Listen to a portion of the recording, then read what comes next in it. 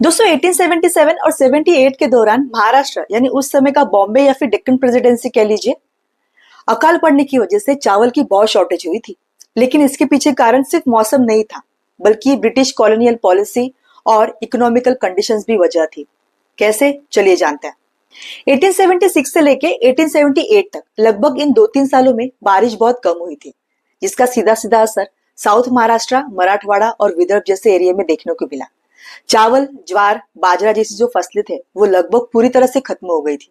इतने critical condition में भी ब्रिटिश गवर्नमेंट का ऐसा मानना था कि जो भी अनाज है उसका रेट मार्केट डिसाइड करेगी, यानी कि उसके ऊपर गवर्नमेंट का कोई कंट्रोल नहीं होगा।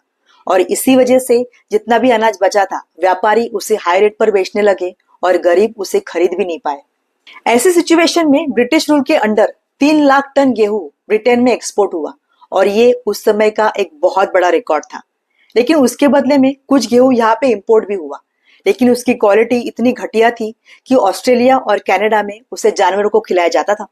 उस समय काम करो और अनाज लो ऐसी पॉलिसी में लोग कमजोर होकर गिरते गिरते मर भी जाते थे। और ऐसे ही देखते देखते लगभग 50 लाख लोग भूख और बीमारी के कारण मर गए थे।